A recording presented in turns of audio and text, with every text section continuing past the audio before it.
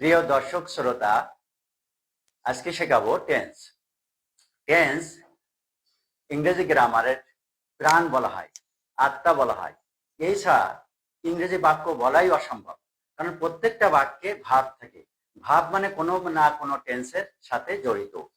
আমরা 12 বছর ধরে অনেকে টেন্স শিখেছি, কিন্তু একটা বাক্য কোন টেন্স আমরা এখনো শনাক্ত করতে পারি না। আমি এইচএসসি পর্যায়ে, অনার্স পর্যায়ে পড়াই, ইংলিশ অনার্স পর্যায়ে পড়াই, কিন্তু একটা বাক্য কোন টেন্স সেটা অনেকে শনাক্ত করতে পারে না সহজে। আচ্ছা, আজকে সে কারণে এই টেন্সের সম্পর্কে অতি সুন্দর একটা ধারণা অতি অল্প সময়ের মধ্যে দেব। আশা করি শেষ পর্যন্ত আমাদের সাথেই থাকবেন। সর্বপ্রথমে টেন্সের একটা অসাধারণ কবিতা দিয়ে আজকে টেন্সের ক্লাসটা শুরু হবে। আবৃত্তি করবে সামিরা তাসনিম, 3য় শ্রেণী, ইকবালনগর সরকারি প্রাথমিক বিদ্যালয়, খুলনা।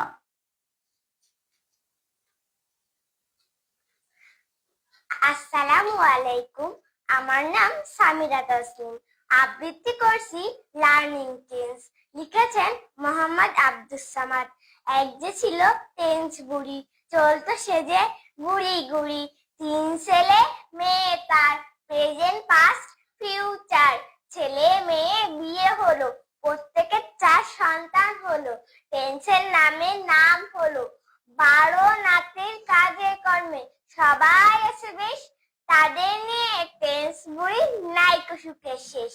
বর্তমান অতীত ভবিষ্যতে বুড়ি আছে সাথে, সারাদিন ফুল তুলে সে টেন্সের মালা গাঁথে। ধন্যবাদ। ধন্যবাদ সামিরা তাসনিমকে এই সুন্দর কবিতা আবৃত্তির জন্য। এবার আমরা মূল টেন্সের দিকে আমরা চলে যাব এবং খুব মনোযোগিতা আমাদের প্রয়োজন। এর মধ্যে অসাধারণ কিছু রয়েছে। আমরা সবাই কম বেশি টেন্স জানি এবং বিভিন্ন গ্রামার থেকে আজ পর্যন্ত স্টাডি করে আসছি, কিন্তু এর মধ্যে হয়তো অসাধারণ কিছু আছে যেটা হয়তো আগে এইভাবে আমরা কখনো চিন্তা করি নাই। ধন্যবাদ, সবাই সাথে থাকুন। টেন্স আজকের পর্যালোচনা হবে টেন্স। তো টেন্স আমরা প্রথমে কবিতা থেকে শুনলাম 3 প্রকারের, প্রেজেন্ট, পাস্ট, ফিউচার। আমরা সরলভাবে 3টা টেন্স আগে শিখে নেই। গো, গোস প্রেজেন্ট ফর্মে আছে, এটা হলো present tense. Go present tense, goes ES থাকলে এস ইএস আইএস থাকলেও সেটা প্রেজেন্ট টেন্স, আমরা মনে রাখি। ওয়েন্ট পাস্ট টেন্স, অর্থাৎ ভার্বের পাস্ট টেন্স থাকলে আপনারা তো বোঝেন সাধারণত ইডি থাকে, ভিতরে ভাওয়াল চেঞ্জ করে পাস্ট টেন্স হতে পারে।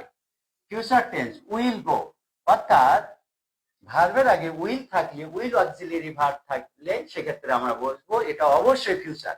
তাহলে ফিউচার চেনার একমাত্র উপায় হলো উইল। আর পাস্ট ফর্ম থাকলে পাস্ট টেন্স, আর এসইএস ফর্ম বা প্রেজেন্ট ফর্ম, এসইএস ফর্ম বা প্রেজেন্ট ফর্ম এই দুটো যদি থাকে কোনো ভার্ব, তাহলে বুঝবো এটা প্রেজেন্ট টেন্স। ওকে, প্রেজেন্ট, পাস্ট, ফিউচার। আশা করি কারো সমস্যা নেই। সমস্যাটা কোথায় তৈরি হয়? ইনডিফিনিট টেন্স কোথায় হয়? Continuous, perfect, perfect continuous. এই 3 জায়গায় আমাদের একটু বিপত্তি তৈরি হয়। কিন্তু অসাধারণ সুন্দর একটা মেথড আজকে রয়েছে সকলের জন্য, যেটা আয়ত্ত করলে আমার মনে হয় 1 মিনিট লাগবে না এটুকু আয়ত্ত করতে। আমরা খুব মনোযোগিতার সাথে এই জিনিসটা দেখবো। ইনডিফিনিট টেন্স আমরা জানি প্রত্যেকটা টেন্স আবার 4 প্রকার: indefinite, continuous, perfect, perfect continuous. Okay, indefinite tense আমরা কিভাবে শনাক্ত করব? সেটা প্রেজেন্ট ইনডিফিনিট হতে পারে, পাস্ট ইনডিফিনিট হতে পারে, ফিউচার ইনডিফিনিট হতে পারে। ইনডিফিনিট আমরা শনাক্ত করব সেখানে জিরো, শূন্য অক্সিলারি থাকবে, অর্থাৎ কোনো অক্সিলারি থাকবে না। এটা মৌলিক ক্রিয়া থাকবে, অর্থাৎ এক শব্দ বিশিষ্ট ক্রিয়া। যেমন আমরা বললাম গো, এক শব্দ বিশিষ্ট ক্রিয়া, কোনো অক্সিলারি নেই, জিরো অক্সিলারি, তাহলে এটা নিশ্চয় ইনডিফিনিট টেন্স। যদি বলে গোস, ইয়েস ইয়েস, এটাও প্রেজেন্ট ফর্মে রয়েছে, এর আগে কোনো অক্সিলারি নেই, এটাও indefinite tense, present indefinite tense. Present ফর্মে থাকলে আমরা বলবো প্রেজেন্ট ইনডিফিনিট টেন্স। এবার যাই ওয়েন্ট। যেমন ওয়েন্ট, তাহলে ওয়েন্ট কি? এর আগে কোনো অক্সিলারি নাই, ভার্বটা পাস্ট ফর্মে রয়েছে, তাহলে এটা নিশ্চয় পাস্ট ইনডিফিনিট। এরপরে আসি উইল গো। ধরলাম উইল গো, তাহলে এটা ফিউচার ইনডেফিনিট টেন্স হবে, যেহেতু উইল আছে, উইল থাকলেই ফিউচার, এই কথাটা মনে রাখবো। উইল সমান সমান ফিউচার টেন্স ইন্ডিকেট করবে। তাহলে ইনডেফিনিট টেন্স কিভাবে শনাক্ত করে আবার বলি, জিরো অথবা উইল, এইটুকু মনে রাখবো। জিরো অক্সিলারি অথবা উইল অক্সিলারি থাকবে। জিরো অক্সিলারি যদি প্রেজেন্ট ফর্মে থাকে প্রেজেন্ট ইনডেফিনিট টেন্স বলবো, জিরো অক্সিলারি যদি পাস্ট ফর্মে থাকে পাস্ট ইনডেফিনিট টেন্স বলবো। আর যদি উইল পাওয়া যায় অক্সিলারি, তাহলে এটা ফিউচার টেন্স বলে, future indefinite. Will go, will work, will read, will write, etcetera. মনে হয় সমস্যা নেই। কন্টিনিউয়াস টেন্স কিভাবে আমরা শনাক্ত করব? অক্সিলারি, আমি কিন্তু শুধু অক্সিলারির মাধ্যমে টেন্স শেখাচ্ছি, অক্সিলারি ছাড়া বাক্যের আর কিছু দেখার দরকার নেই। আমাদের সবচেয়ে কনফিউজ করে হলো একটি বাক্যের সাবজেক্ট থাকে, অক্সিলারি ভার্ব থাকে, মেন ভার্ব থাকে, অবজেক্ট থাকে, কমপ্লিমেন্ট থাকে, অ্যাডভার্বিয়াল থাকে, এক্সটেনশন থাকে। এইসব বড় বড় বাক্যগুলো দেখে আমরা আতঙ্কিত হয়ে যাই, টেন্স নির্ণয় করা কঠিন হয়ে যায়। কিন্তু আমরা বাস্তবত দেখব শুধুমাত্র অক্সিলারি ভার্ব, মেন ভার্ব দেখার প্রয়োজন নাই। যদি অক্সিলারি ভার্ব না থাকে মেন ভার্ব দেখবো, মূলত আমরা দেখবো অক্সিলারি ভার্ব। অক্সিলারি না পাইলে মেন ভার্ব থেকে টেন্স শনাক্ত করতে হবে। কন্টিনিউয়াস টেন্স হলে নিশ্চয় বি ভার্ব পাওয়া যাবে। আমরা জানি বি মানে ইয়াম, ইজ, আর ওয়াজ, ওয়ার। তাহলে ইয়াম, ইজ, আর যদি অক্সিলারি ভার্ব হিসেবে ব্যবহার করা হয় তাহলে প্রেজেন্ট কন্টিনিউয়াস হবে। আর যদি ওয়াজ, ওয়ার থাকে পাস্ট কন্টিনিউয়াস। আরো সহজ ভাবে বলি, বাক্যের মধ্যে ইয়াম, ইজ, আর থাকলে প্রেজেন্ট কন্টিনিউয়াস, ওয়াজ, ওয়ার থাকলে পাস্ট কন্টিনিউয়াস। এখানে একটা জিনিস বলি, ওয়াজ, ওয়ার, অ্যাম, ইজ, আর এইগুলো অনেক সময় পরে মেন ভার্ব থাকে, অনেক সময় থাকে না, কিন্তু এটা কিন্তু অক্সিলারি ভার্ব। অক্সিলারি পরে মেন ভার্ব অবশ্যই থাকতে হবে। অক্সিলারি মানে সাহায্য করতে আসে কাকে? মেন ভার্বকে। আমি কিন্তু সেইভাবে শিখাচ্ছি, এটা কিন্তু মনে রাখতে হবে। অক্সিলারি মানে এরপরে মেন ভার্ব অবশ্যই পাওয়া যাবে।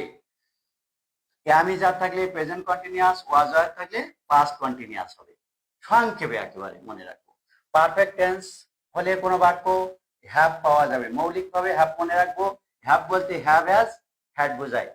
হ্যাভ হ্যাজ থাকলে প্রেজেন্ট পারফেক্ট হবে, হ্যাড থাকলে পাস্ট পারফেক্ট। আর যদি উইল আনা হয় will have, past future perfect হবে। উইল হ্যাভ ফিউচার পারফেক্ট, অর্থাৎ অক্সিলারি আমার টেন্সের নাম বলে দিচ্ছে। মেন ভার্বও লাগবে না, সাবজেক্টও লাগবে না, অবজেক্টও লাগবে না, complement. You have to see nothing, কোনো কিছু দেখার দরকার হবে না, শুধু you have to give importance on the auxiliaries. শুধু অক্সিলিয়ারি গুলো ভালো করে দেখলে টেন্স শনাক্ত করা একেবারে সহজ হয়ে যাবে। আবার দেখি, কন্টিনিউয়াস মানে বি বলছিলাম, পারফেক্ট মানে অক্সিলিয়ারি হ্যাভ আসবে, সংক্ষেপে হ্যাভ। তাহলে পারফেক্ট কন্টিনিউয়াস এই দুটো সমন্বয় হবে। পারফেক্ট মানে হলো হ্যাভ, আর কন্টিনিউয়াস মানে বি বলছিলাম। তাহলে পারফেক্ট কন্টিনিউয়াস মানে কি হয়? Have been. এই দুটাই কিন্তু সংযোগ করেছে, হ্যাভ আর বিন। পারফেক্ট কন্টিনিউয়াস, দেখেন কত চমৎকার কথাটা। পারফেক্ট কন্টিনিউয়াস মানে অক্সিলিয়ারি আসবে হ্যাভ বিন। হ্যাভ বিন মানে হ্যাজ বিন হতে পারে,